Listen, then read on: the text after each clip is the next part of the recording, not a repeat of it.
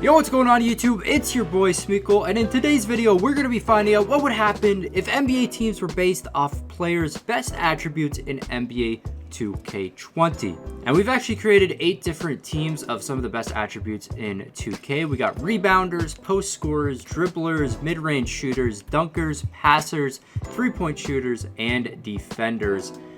So how players actually make it on each of these teams is whichever attribute they are best at in NBA 2K, they're going to be put on this team. So if your best attribute is actually rebounding, then you're going to be put on the rebounding team.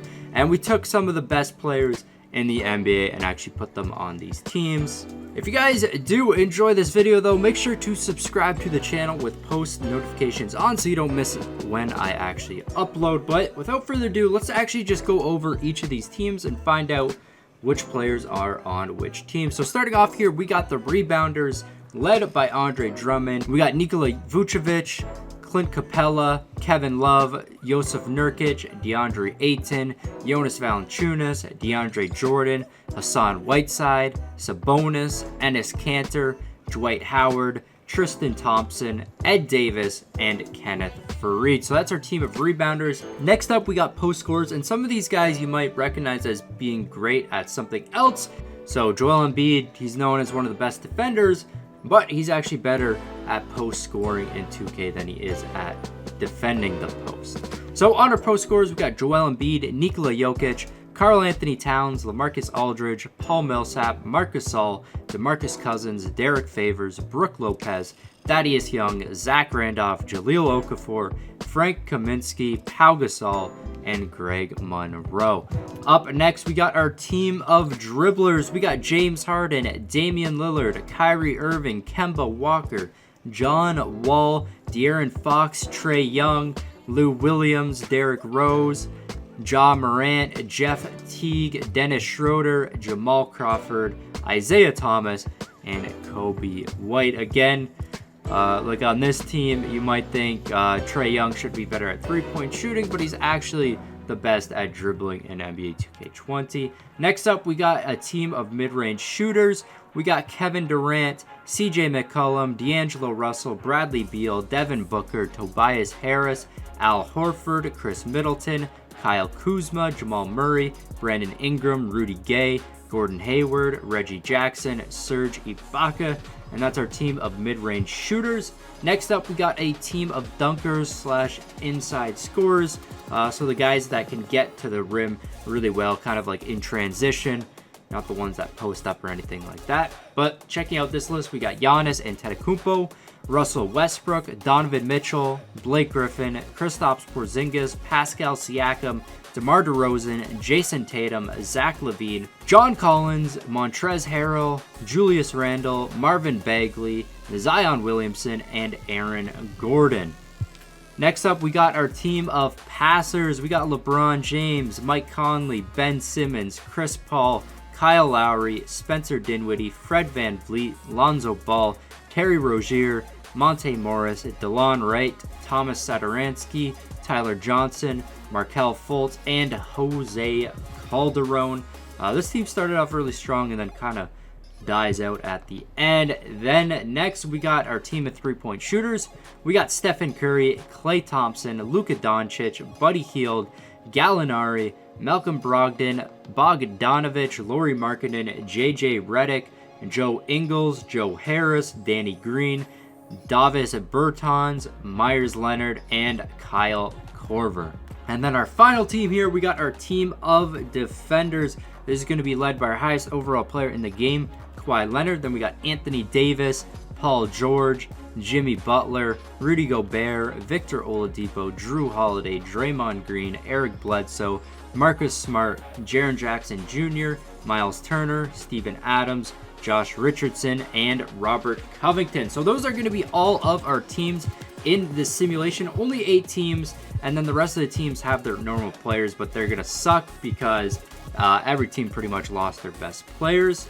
All of these teams will be in the same conference. They're all going to be in the Eastern Conference. I've actually switched all the teams around so they're all in the East. So we got 8 teams. They should all be making playoffs, which is where the actual competition begins to find out which these teams will actually win this competition. But we are going to go through the regular season and see how all the players and everything like that do. But anyways, I will see you guys at the end of the season. End of the season, LeBron James ends up getting MVP. Of course, he is on the passing team. Almost 30 points per game, 10.3 rebounds, and 6.6 assists. So he still gets a ton of assists despite being on the all-passing team. DeAndre Hunter gets Rookie of the Year. That doesn't matter because he's not on any of the teams. Nikola Jokic gets 6th Man of the Year for the post-scoring team. So he actually did not start, which is interesting. Defensive Player of the Year goes to LeBron James as well. So nobody on the defensive team actually getting this award. I mean, LeBron James is an all-around player, so he can pretty much do everything, but passing is actually what he's best at in NBA 2K. The defensive team actually gets Coach of the Year. They get 77 wins. We'll actually check that out more once we finish looking at our All-NBA teams. We got Curry, Harden, LeBron, Giannis, and JaVale McGee. JaVale McGee actually not on any of the NBA teams that we're using in this simulation, but he actually makes an All-NBA team, which is interesting. We got the second team and the third team right here. Checking out our all-defensive team. We got 2 of our defensive players on here and 2 of our passers on here, and then 1 dunker. And then on the all-defensive second team, we actually have 3 of our players from the defensive team. So going over to our standings, the defensive team is up on top there with 77 wins, only losing 5 games this season. The post scorers end up getting 72 wins, rebounders with 69. So these are the 2 teams that pretty much have all centers on the team, and it looks like centers are pretty good in 2K. They do help you win a lot more games. The dunkers with 68 wins, passers with 55, 3-point shooters with 54, mid-range shooters with 54, and then our dribblers come in last with 48 wins, and they actually almost lose out in the playoffs to the Orlando Magic, which is actually pretty funny. Let's go over to league leaders now. This won't be as impressive as normally because there's so many great players on each team. It's going to be a little different. I mean, you see Evan Fournier in here, who's actually not on any of the teams, but LeBron going to be our top scorer. Rebounder is going to go to JaVale McGee, who's actually not on any of our teams. And then Jarrett Allen. I mean, most of these guys aren't on our NBA teams. So, I mean, this doesn't really matter, our league leaders. But what is more interesting is if we go over to team stats here. In terms of points per game, our defensive team actually scored the most points per game despite being a team of the best defenders, and they also allowed the least amount of points per game. If we go over to 3-point percentage, of course, our 3-point shooters are on top there, followed by our mid-range shooters, which makes sense because our mid-range shooters are able to shoot pretty good as well. And then we got the dribblers, defensive passers. And then going over to rebounds per game, we got our rebounders up on top there. They better have actually made that. That would have been embarrassing if they didn't get the most rebounds. Assists per game goes to our passers. So everything is turning out how it should be. The most assists goes to the passers. Steals per game goes to the defenders. And blocks per game goes to the defenders as well. So everything kind of turned out how it was supposed to be in terms of stats. The teams that were best at each category did the best in those categories.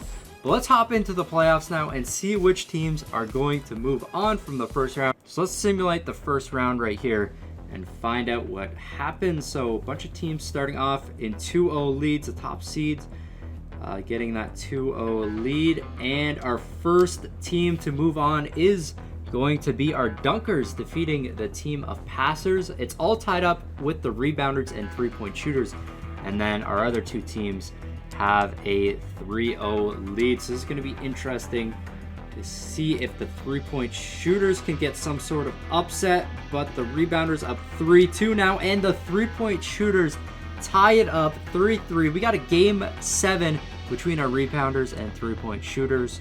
Our dribblers lose to the defenders, passers lose to the dunkers, and our mid-range shooters lose to the... Hopping into Simcast here for game number 7, our 3-point shooters are on the Warriors, rebounders on the Rockets, and it looks like the rebounders are going to take game number 7, and they're going to move on to the second round. Let's simulate another round here and see if we can get an upset maybe in the second round. But it looks like our two top teams have the lead, and the defenders beating the dunkers 4-1. And then we got another game 7, this time between the post scorers and the rebounders. So these are both of these teams are pretty much all centers. As you can see, our rebounders right here are pretty much all centers. Actually, they are all centers, maybe one power forward in here, Kevin Love. And then our post scorers are all centers and power forwards as well. So pretty good matchup here.